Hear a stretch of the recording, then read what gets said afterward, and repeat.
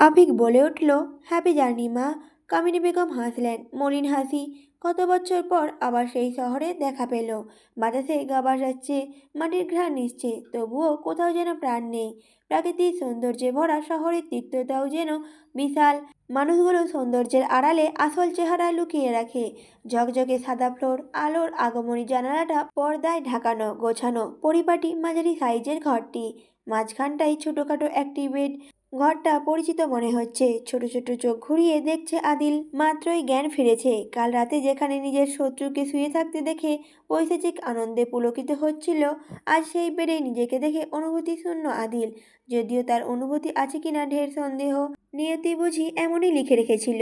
উঠে বসলো আদিল। পরনে ধূসর টি শার্ট। নিজেকে ভালো মতো পরখ করতেই আদিলের কপালে ভাঁজ পড়ে।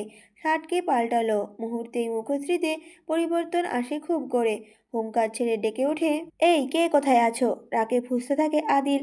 যতবার নিজেকে শান্ত করার চেষ্টা করে যাচ্ছে, ততবারই ক্রোধরা বেড়ে যাচ্ছে। কয়েক মুহূর্ত চলে গেল, কারোর সারা শব্দ পেল না। দাঁড়িয়ে পড়ল সে। ঘর থেকে বেরোতে পা বাড়ানোর পূর্বেই ঠক ঠক পায়ের আওয়াজ ভেসে আসে। আদিল থেমে যায়, গম্ভীর মুখশ্রী নিয়ে আবার বসে পড়ে। শব্দটা আস্তে আস্তে নিকটবর্তী হয়। আদিলের বুকটা হুট করেই ধক করে ওঠে। কেমন একটা জ্বালাময়ী অনুভূতি তার অন্তরকে গ্রাস করছে। বুঝতে পারে না সে। হাঁসফাঁস করে ওঠে। ভাবনা থেকে বেরিয়ে আসে আদিল। অপ্রতিভ হয় মেয়েটি ভৎসনায়। মীরা বলে ওঠে, অনুভূতি কেমন মিস্টার আদিল মাহমুদ? কণ্ঠ পরিচিত। আদিল শান্ত দৃষ্টি মেলে তাকায় দরজার দিকে। ফুলের তোড়া হাতে দাঁড়িয়ে আছে মীরা। ঠোঁটের ভাঁজে হাসি। আদিল গম্ভীর স্বরে বলল, মিস মীরা।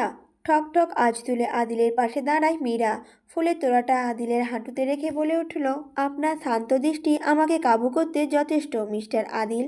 চোখে চোখ পড়ে। মীরার চোখ যেন আজ রহস্যময়ী লীলা দেখাতে উদ্যোগ হয়। বেশিক্ষণ তাকিয়ে থাকতে পারে না আদিল। তড়িৎ গতিতে ফুলের তোড়াটা ফোড়ে ফিকে মারে। আছড়ে পড়ে ফুলের তোড়াটা। থেতলে যায় ফুলগুলো। মীরা দৃশ্যটা সম্পূর্ণ ইগনোর করে আদিলের পাশে বসে। একদম মুখোমুখি। তর্জনী আঙুল দিয়ে বুকে ঠেকিয়ে শান্ত অথচ গম্ভীর কণ্ঠে বলে ওঠে, এখানে কেউ আছে বলেই হয়তো আমার বুলেট আপনার বুক ভেদ করতে পারেনি মিস্টার আদিল। ঘন ঘন চোখের পলক ফেলে আদিল। ক্রমশই চোখ তার রক্তিম হয়ে উঠছে। তাহলে এই মেয়ে তার শার্ট চেঞ্জ করেছে? তড়িৎবেগে মীরা আঙুল নিজের হাতের ভাঁজে নিয়ে নেয়। মীরা কিছু বুঝে ওঠার আগেই হাতটা মুচড়ে ধরে বুকের সাথে চেপে ধরে। ব্যথায় চোখ মুখ কুঁচকে নেয় মীরা। তবুও দাঁতে দাঁত চেপে চুপ করে রইল। আদিলের কণ্ঠস্বর শোনায় আশায়। আদিল প্রচণ্ড ক্রোধে বলে ওঠে, তুমি মেয়ে আদিল মাহমুদকে ঠিকঠাক চিনতে পারোনি। যদি চিনতে নাম নেওয়া স্পর্ধাও করতে না। চুপচাপ হজম করে নিল ব্যথাটা। মীরা আর চোখে একবার মুখশ্রী দেখার চেষ্টা করল আদিলের। ব্যর্থ সে।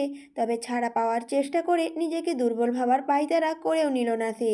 অদ্ভুত মিশ্র কণ্ঠে বলে উঠল, আগুনে পুড়ে ছাই হয়েছি, অথই সাগরে হাবুডুবু খেয়েছি, দীর্ঘদিন যত্নের অভাবে কঙ্কালসা হয়েছি। এখন তো দেখছি আপনার প্রেমে পড়ে উষ্ণতার জন্য ছটফট করতে হবে। আমৃত্যু। কথাটা মীরা সম্পূর্ণ করতে পারল না। আদিল মীরাকে আর একটু কাছে টেনে নিল। মীরার ভেতরটা অসম্ভব কাঁপছে। পুনরায় ফুলের দিকে ধাবিত করছে। ষষ্ঠ ইন্দ্রিয় তার যেন নিজের সাথে বিদ্রোহ ঘোষণা করছে। কণ্ঠে রসিকতা ঢেলে আদিল বলল, আমার উষ্ণতা আগুনের ন্যায়, সহ্য হবে তো? বতি উত্তরে মীরা বলে উঠল, ছাইকে দ্বিতীয়বার পুরাবেন কোন আগুনে? বিষে বিষক্ষয় না হয় এবার হলো। আদিল এবার ধাক্কা দিয়ে বন্ধন থেকে মুক্ত করল মীরাকে।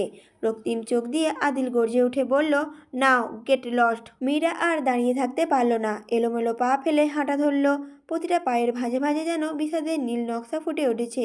মীরার পশ্চাৎ নিশ্চিত হতেই আদিলের সব কঠোরতা উবে গেল। চোখ মুখে ভর করল একরাশ নীরবতা। আকস্মিক ডান হাতটি বুকে বাম পাশে রেখে মুচকি হাসল আদিল। খানিক ব্যথা পেল। তাজা রক্ত। ব্যথা পাওয়া অস্বাভাবিক নয়। এইটুকু ব্যথাতে অবহেলা ছুঁড়ে ফেলে অনেক সময় বুকের বাঁ পাশে ডান হাতে বিস্তার বজায় রাখল। বিড়বিড় করে বলে উঠল আদিল, একাতিত্ব। পর্দা সরিয়ে কিঞ্চিত ফাঁক করল জানালাটা। ছোট বড় গাছ, লতাপাতা, অগোছালো আঁটোসাঁটো জঙ্গলই মনে হচ্ছে এদিকটায়। দীর্ঘদিন হয়তো এদিকে কেউ পা বাড়ায় না। অন্ধকারে হারিয়ে যাওয়ার ভয় যাদের আছে, তারা কি করে এই জঙ্গলে পা ফেলে? এই জঙ্গল তো তার মতো অন্ধকারে প্রাণ ভরে নিঃশ্বাস নেওয়া মানুষদের। হসপিটালটি অনল মাহমুদের। তার ইশারা ছাড়া কাকপক্ষী মনে হয় এখানে উঠতে পারে না। তার রাজত্ব পুরো। যার ক্ষমতায় এককালে সেও ছিল, নিজে ইচ্ছায় ছেড়ে দিয়েছে। এরপর আর এদিকে পা বাড়ানো হয়নি। তবে হসপিটালের পেছনে এত বড় জঙ্গল আগে চোখে পড়েনি, ভাবাচ্ছে খুব। নোমান, আসতে পারি? ভাবনার ফোড়ন কেটে কেউ অনুমতি চাইছে। ভ্রুযুগল কুঁচকে ঘাড় ঘোরায় আদিল। পুলিশ ইউনিফর্ম পরে এক যুবক দাঁড়িয়ে আছে। আদিলের বেডের কাছে আস্তে আস্তে বলল। আদিল বলল, আপনি? নোমান বলল, ইন্সপেক্টর নোমান।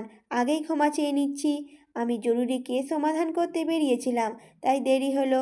আপনি অ্যালাউ করলে আপনার মুখ থেকে বৃত্তান্ত শুনে আমরা এগোবো। কথাটা বলেই নোমান ভেতরে ঢুকে চেয়ার টেনে বসে। আদিল বিরক্ত দৃষ্টি ফেলে নোমানকে দেখে। পুলিশকে ইনফর্ম করলো কে সেটাই ভাবছে। বিরক্তিমাখা কণ্ঠে বলে উঠল আদিল, আপনাকে কে আসতে বলেছে? নোমান বলল, উপর থেকে ফোন এসেছিল। এমনভাবে বলল কেউ হয়তো খুন হয়ে ইতিমধ্যে কঙ্কালও হয়ে গেছে। এসে দেখি একটা সামান্য ব্যাপার। অতিরিক্ত কথা আদিল পছন্দ করে না, তবু কিছু বলল না। এর পেছনে যে তার বাবা রয়েছে ঢের বুঝতে পারছে সে। কাট কাট গলায় বলল, আপনার হেল্প আমি চাইছি না। আদিল মাহমুদ নিজের সমস্যা নিজেই মেটাতে পারে। বিরক্ত হচ্ছে নোমান। আতিকুরের খুনের ব্যাপারে গিয়েছিল। মাথাটা যে কাগজে প্যাকেজিং করে পাঠানো হয়েছে, তার কাগজে একটি ব্যান্ডের নাম ছিল। সেখানে গিয়েছিল, কিন্তু সেখানে যেয়ে কিছুই পায়নি। এমন প্যাকেজ অবরহ মানুষের কাছে আছে, খড়ের মধ্যে সুই খোঁজার মতো।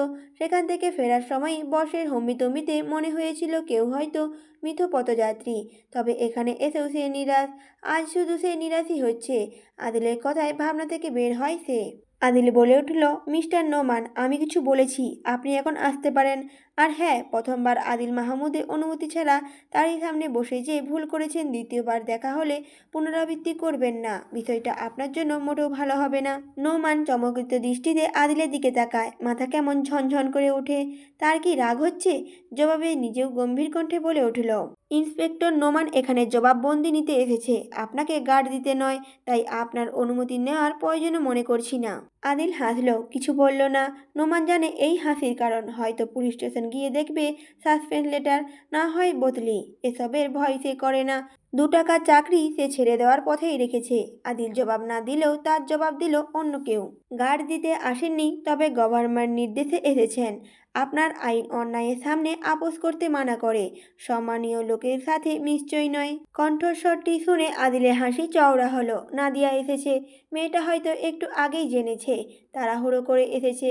হাঁপিয়ে হাঁপিয়ে কথা বলছে কেমন। মেয়েলি এমন কথায় নোমান অবাক হয়ে দরজার দিকে তাকায়। অবাকতা বেড়ে যায় পাশের মেয়েটিকে দেখে। আপরা ইবনাত এখানে কেন? নাদিয়া আপরার হাত নিজের মুঠোয় নিয়ে ভেতরে প্রবেশ করে। আদিলের থেকে দূরত্ব বজায় রেখে দাঁড়িয়ে আবার বলে উঠল। নাদিয়া বলে উঠল, তো মিস নোমান কি বলেছিলেন? নাদিয়ার কণ্ঠে নোমানের টনক নড়ে। নাদিয়া প্রশ্নের উত্তর দেয় না। তার দৃষ্টি ঘুরে আপরার আর আদিলের হাতের দিকে। একই হাত, একই স্থান, প্রায় একই সময়।